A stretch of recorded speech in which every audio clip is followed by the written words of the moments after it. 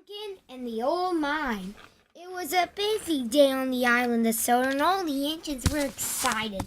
Duncan was the most excited of all. He was going to take a party of vacationers to see Coley Caves. But when Duncan arrived, the controller had some bad news. The machine at the coaling plant is broken down, he said, so you're going to all be busy today. Mr. Percival told Rusty and Duncan that they were going to work high in the hills. Then Thomas will take them to the coaling plant, and, Mr. Percival added, Bertie the bus will take the vacationers to see Coley Caves. Duncan was upset. He wanted to go to the caves. Pulling coal cars didn't seem like a good job at all. Later, Duncan puffed further down the line. Then later, he saw an old line pass through the station. That looks like a good place for an adventure, said Duncan. I wonder what's down there. Duncan made his way through the barrier. Later, Rusty came down the line with some coal cars. Rusty was most surprised. Look what you've done, Duncan, said Rusty. Why did you break through the barrier? I wanted an adventure, said Duncan surprisingly. This isn't the time for an adventure now, said Rusty. We got work to do. Duncan didn't want to pull coal cars anymore. All he could think about was having an adventure. Soon Duncan puffed further down the line. And then sooner down the old line he arrived there. It looked like an entrance to an old mine. This is better than the caves any day, he said. And he popped inside. Duncan was more excited to think clearly. He jumped straight into a roof support. And suddenly the roof collapsed behind him. Duncan was trapped. Oh no, said Duncan. How am I going to get out? Back at the transit yard, Thomas was waiting for Duncan. Where's Duncan? Said Thomas. I don't know, said Rusty. I better go and look for him. It was dark and lonely in the old mine. Duncan felt very upset. He looked at the transferred lights. Maybe if I whistle, someone will hear me. He tried to whistle again. Then he tried again even louder.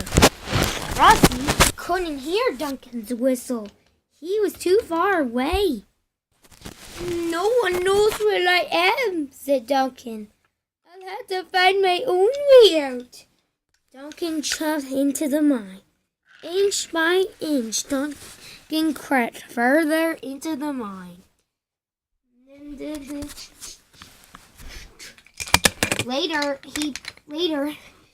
Later he bumped into a set of buffers. Duncan could go no further. I'm gonna be stuck in here forever, he whistled sadly. Rusty arrived at the broken barrier. Perhaps Duncan did go for an adventure after all, said Rusty. Soon, Rusty arrived at the scene. Duncan must be inside, said Rusty. Rusty was worried. Duncan was still trapped. There was hardly nothing he could do. He bumped the buffers again. Now this time they started to roll. I know what that is, said Duncan. It's the sound of wheels go round. He bumped the cars again. But as they moved, their wheels squeaked. Duncan didn't bump into cars some bumpers after all. He bumped into some freight cars. And there are some freight cars on this track, said Duncan. Maybe it leads somewhere. He pushed the car slowly forward. Later, he saw a light at the edge of the tunnel. But the way out was boarded up. Must think clearly, he said. Then he had an idea. With all his heart, Duncan bashed the freight cars, and they crashed and smashed through the board. Duncan was free. I did it! He whistled happily. Rusty could hear the crashing sound. He hurried on to see what it was. Soon, Rusty found Duncan. "Where have you been?" he said. "I had an adventure," said Duncan. "And look what I found." Rusty couldn't believe it. Duncan was shoving cars full of coal.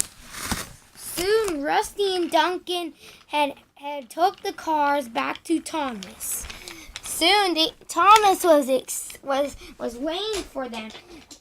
They were both glad that Duncan was okay, and so was Mr. Percival. Duncan should have been broke for the barrier. Some adventures can be good, Duncan. Sometimes good and sometimes bad. Rusty and Thomas agreed. And next time if I have an adventure," said Duncan, "I know to think clearly all my time."